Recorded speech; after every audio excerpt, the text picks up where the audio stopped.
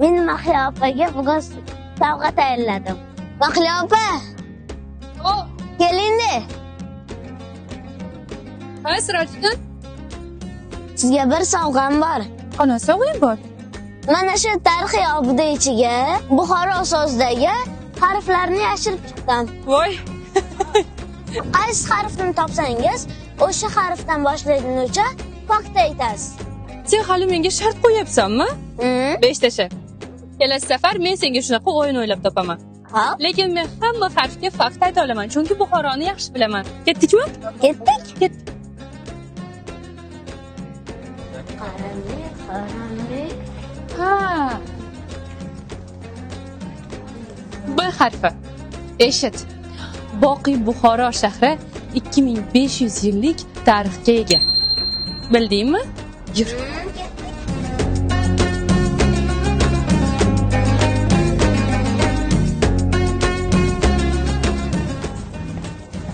Voy.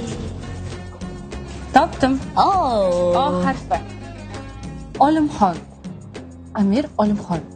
Aytishlaricha, Buxoroning amiri Amir Olimxonning saroyi mana shu yerda bo'lgan ekan. Va ular o'z otlarida mana shu ko'chadan kirib chiqqan ekanlar. Qara. Qilib, ha? Zindonmi? Ha, Voy. Bu qo'rqinchli. qo'rqinchli-di. Chiroyligini qara. Ye. Mana H harfi. Yo'q, qanaqa qilib bo'yin yetdi? Bunga qizib oyog'im uchida turdim. Xattotlik san'ati tarixida Buxoro xattotlik maktabining o'z o'rni bor. Bilib olding? Ketdik. Ark hududidagi muzeyda katta langar Qur'oni, Mirali Hiraviy asari, miniatyuralar va Qur'on g'ilofi kabi noyob ashyolar bor. Bu joy qadimiy kitoblar va qo'lyozmalar makoni. Qara qo'yib. Uni qara. Ay. Voy. Nimadir? Observor. U harfi-ku.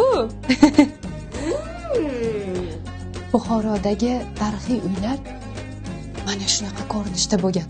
Bu yerdagi har bir jihoz, har bir detallar Buxoro madaniyatini o'zida aks ettiradi.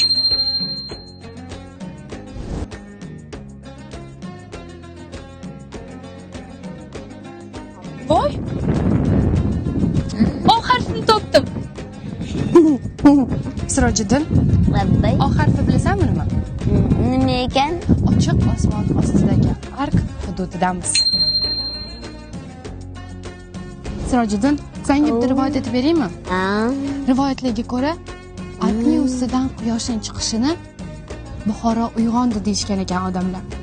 Chunki quyosh birinchi bo'lib arkning ustida ko'ringan ekan. Zo'r-a? Zo'r. O'zim ham eshitgandim bu rivoyat. Esimdan chiqib qoldi. Sirojiddin, Ho.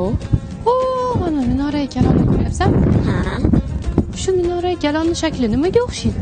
Ruchkaga. Ruchkagami? R harfiga faktni o'zing aytding. Voy, buni qayerdan topdingiz? Aytmayman. Buxoro.